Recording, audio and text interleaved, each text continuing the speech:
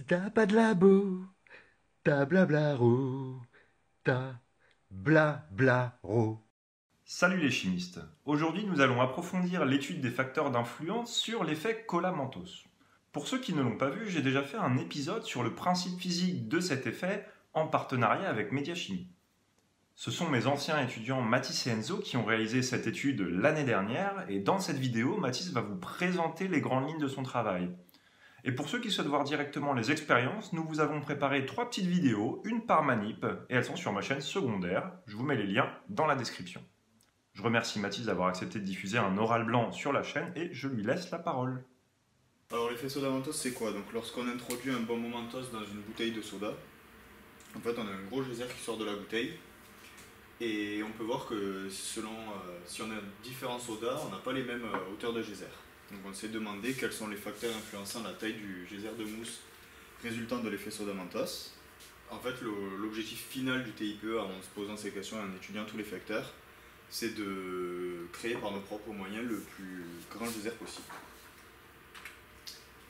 Alors dans un premier temps, on a étudié donc différents facteurs sur les solutions directement de cola et de cola light. On a donc tiré des conclusions et certaines hypothèses en fait de ces études-là.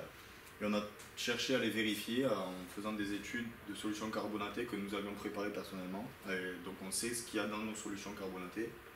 Et on va pouvoir donc vérifier les hypothèses précédemment tirées afin finalement de chercher à créer le plus grand geyser possible en créant nos propres solutions et avec nos propres moyens.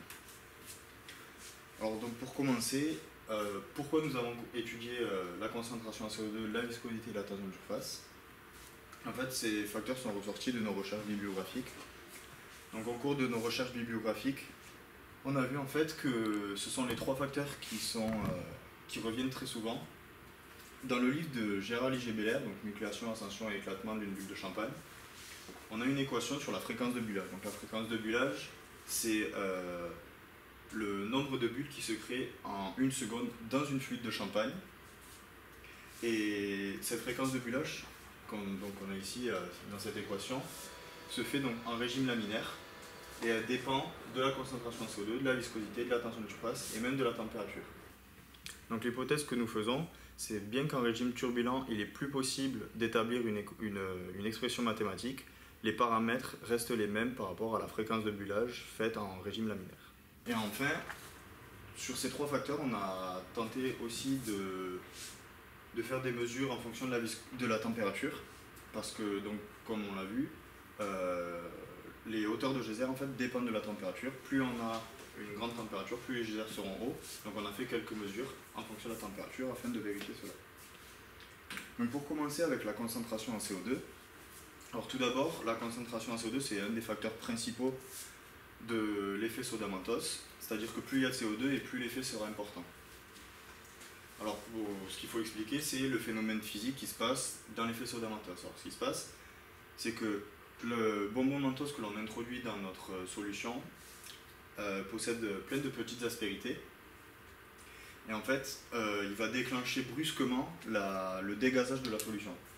Parce qu'en fait, lorsqu'on regarde une solution de cola, de champagne ou n'importe quel soda, on voit dans ces solutions en fait, que tout le temps un dégazage, et en fait le fait d'introduire le mentos va aider la nucléation et va faire qu'on a un dégazage, le dégazage se fait d'un coup et c'est pour ça qu'on voit ensuite un geyser. Et paf! Donc pour mesurer la concentration en CO2, on avait commencé dans un premier temps par faire un titrage. Seulement le titrage que nous faisions en fait n'est pas bon car la réaction n'est pas quantitative, ni quantitative ni assez rapide. Il aurait fallu ajouter de l'anhydrase carbonique comme nous l'avons vu dans les recherches bibliographiques. En revanche, nous n'avions pas d'anhydrase carbonique dans notre laboratoire. Et en fait, entre-temps, on a trouvé une autre expérience qui donnait de bonnes mesures, contrairement donc au titrage. Et cette expérience consiste à dégazer 2 canettes. Donc on dégaze dans un premier temps la canette de cola, la canette de cola light en même temps. Donc l'objectif c'est de dégazer les canettes. On relie la sortie dans une éprouvette remplie d'eau. Et en fait, le gaz va pousser l'eau vers le bas et on va pouvoir donc relever le volume de gaz qu'il y avait auparavant dans les canettes. Et donc par la relation des gaz parfaits, donc ici on peut accéder ensuite aux mesures finales et donc à la concentration massique en CO2 qu'il y a dans les canettes.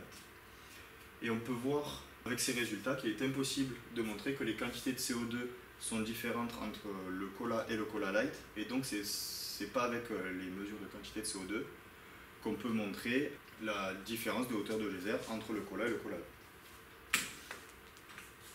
Donc, vu qu'on n'a pas cette différence sur les mesures des CO2, on a cherché à étudier deux autres facteurs. Donc, dans un premier temps, la tension de surface. On a étudié la tension de surface en fonction de la température dans un premier temps, car nous avions dit au début que la température influençait les hauteurs de geyser, et cela par méthode d'arrachement. On peut voir sur ce graphique que la tendance de la tension de surface en fonction de la température, on ne sait pas trop, et en fait on a de trop grandes incertitudes. Et ce qu'on s'est rendu compte, c'est par exemple pour l'eau, entre 0 et 40 degrés, la tension de surface varie seulement au millième, et en fait notre appareil est précis au millième. Donc on s'est dit qu'en fait on allait abandonner les mesures de tension de surface en fonction de la température, et on a décidé de mesurer la tension de surface à une température qui est fixée à 19 degrés Celsius. On a fait 8 mesures pour chaque solution, donc pour le cola et pour le cola light, pour faire une incertitude de type A.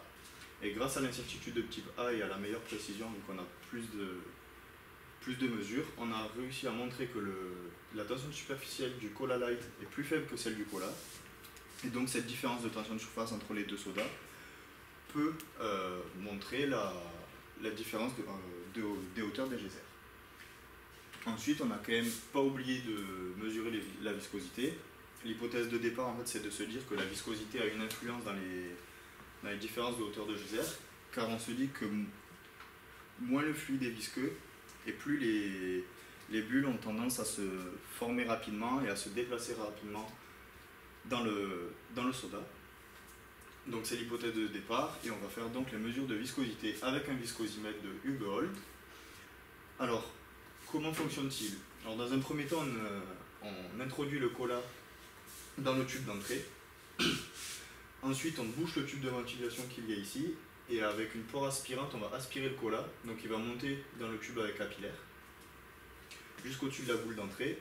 On va le laisser ensuite redescendre en enlevant la pore aspirante et en ébouchant. Ça redescend, et là on peut voir en fait un trait de jauge ici et ici. Lorsqu'il passe par le premier trait de jauge, on déclenche un chronomètre. On arrête le chronomètre après le deuxième trait de jauge.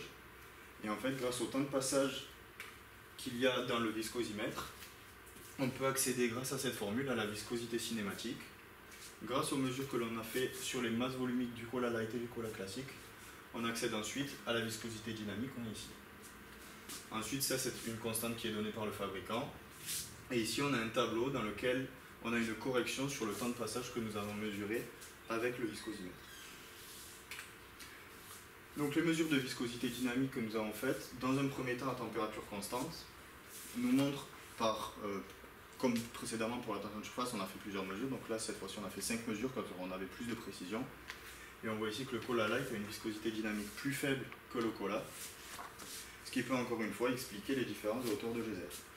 Cette fois-ci, on a réussi à montrer avec les mesures de viscosité à température variable une tendance. Donc on peut voir que les barres d'incertitude sont pas trop élevées par rapport aux mesures qui sont faites.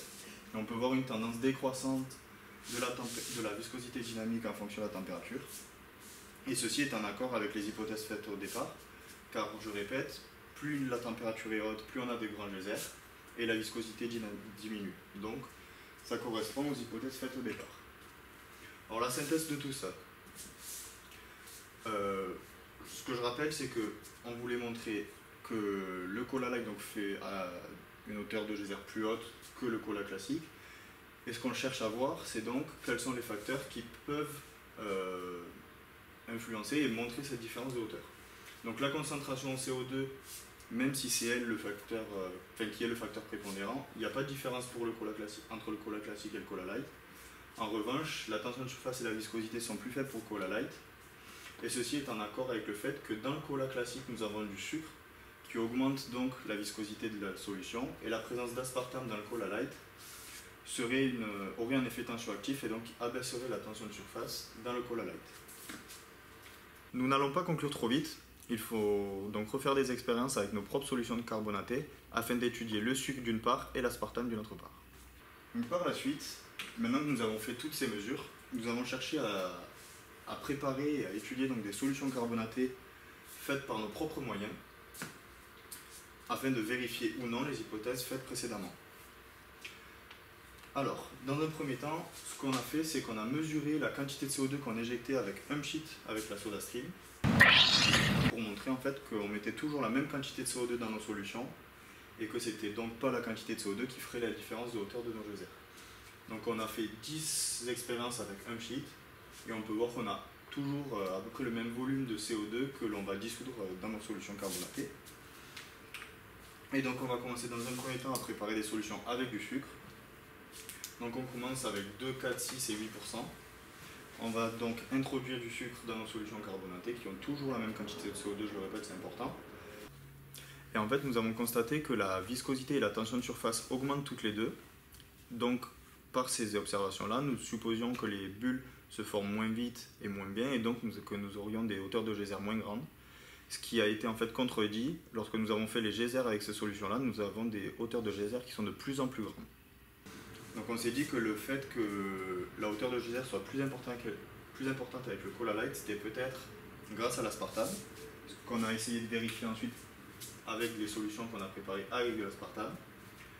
Ce qui est important de savoir, c'est que l'aspartame a un pouvoir sucrant environ 100 à 200 fois plus sucrant que le sucre. Donc on en met 100 fois moins pour avoir les mêmes tendances qu'avec le sucre. Donc on met 0, 0, 0,2, 0,04, 0,06, 0,08% d'aspartame dans les solutions. Et nous avons vu que la viscosité ne change pas, car il y a très peu de soluté dans notre solution, et que la tension de surface s'abaisse un peu. Et on a vu cette fois-ci que les hauteurs de geyser augmentaient de la même façon qu'avec le sucre, alors que la tension de surface diminue. Et en fait, on est allé plus loin que ça, on a refait des recherches bibliographiques, car les contradictions, en fait, on était un peu étonnés au début d'avoir ces contradictions-là, mais bon, on ne s'est pas relâché. On a vu, en fait, grâce aux recherches bibliographiques, que des chercheurs avaient fait les mêmes observations que nous. On peut voir dans A et C, donc on a des solutions carbonatées avec rien d'autre dedans. B et D, on a des solutions carbonatées avec ajout d'un soluté. Et en fait, ce qu'ils expliquent, c'est que l'ajout d'un soluté dans une solution carbonatée inhibe la coalescence des bulles. Et on peut voir, en fait, sur ce graphique-là, en blanc, la taille des bulles, avec l'ajout d'un soluté, la taille des bulles diminue, et en noir, la hauteur des geysers faites avec l'ajout de ce soluté. Donc on peut voir en fait que l'ajout d'un soluté donc, inhibe la coalescence des bulles, et plus on a de petites bulles, et plus on a de hauteur de geyser. Et cela est expliqué par le fait que le fait d'inhiber la coalescence des bulles fait qu'on a une plus grande surface de contact entre les bulles et le liquide, et donc le dioxyde de carbone qui est dissous dans le liquide a une tendance à plus de facilité à alimenter les bulles et donc à créer un geyser. Ce qu'il faudrait faire, c'est arriver à voir avec nos solutions à nous, donc avec l'ajout de sucre ou d'aspartame, arriver peut-être à filmer de près les bulles et à voir si réellement, avec nos solutés et les ajouts qu'on fait dans nos solutions, si on a vraiment ce phénomène dans lequel la coalescence des bulles est plus faible avec l'ajout d'un soluté. Alors enfin, après avoir réalisé toutes ces expériences, donc on en sait un peu plus sur les faisceaux d'Amantos, on peut donc essayer de créer le plus grand geyser grâce aux expériences qu'on a faites précédemment. Donc en fait, on a commencé par faire plusieurs mélanges. On a commencé à faire que de l'aspartame au début, après on a mis que du sucre, après on a fait des mélanges de sucre et d'aspartame. Au début, ce qui marchait le mieux, c'est l'aspartame. Mais dans les recherches bibliographiques, on a vu entre-temps qu'en fait, le benzoate en blanc ici faisait de plus grands geysers que l'aspartame qu'on a ici. Donc on s'est dit qu'on allait ajouter de l'aspartame. Et en fait, l'aspartame tout seul, qu'on voit ici, fait le plus grand geyser que nous avons pu avoir. Ici, nous avons une solution de Cola Light qu'on avait déjà utilisée, donc on a regazé, dans laquelle on a ajouté pas mal de benzoate. Et en fait, donc c'est avec le benzoate tout seul et de l'eau carbonatée, une solution carbonatée, donc juste de l'eau avec du gaz que nous avons ajouté, qu'on a le plus grand geyser.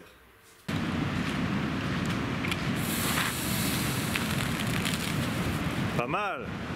Et après, Après, ce qu'il est important de voir aussi, c'est que lorsqu'on ajoute de l'aspartame, du sucre et du benzoate, qu'on mélange tout ça, c'est pas là où on a les plus grands effets, et en fait, les effets ne s'ajoutent pas entre eux.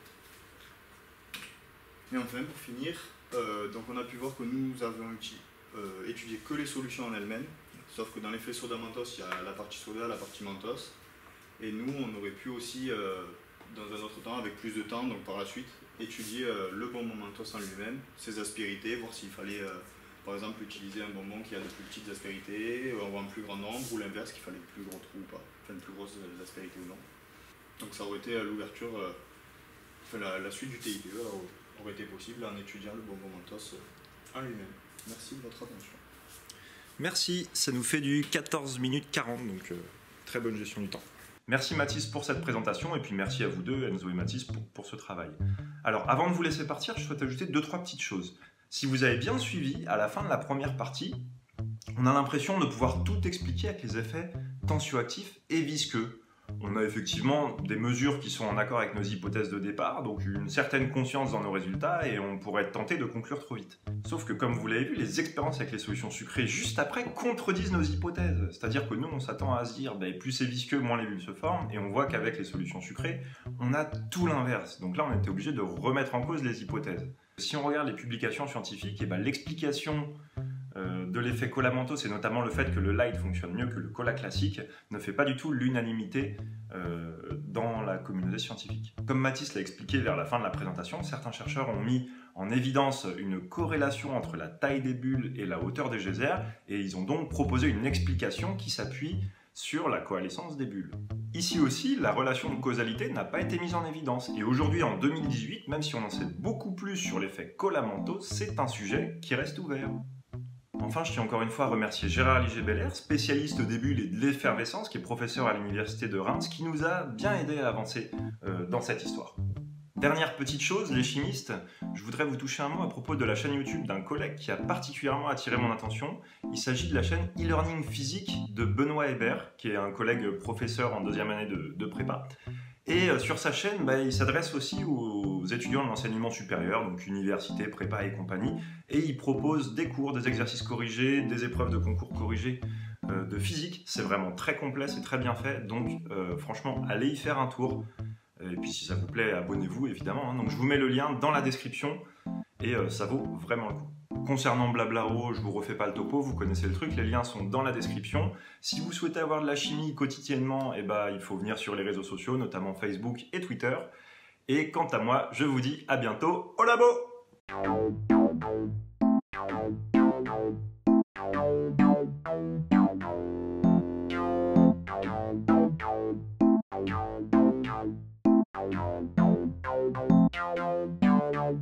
Il faut dire que vous faites des études vachement intéressantes.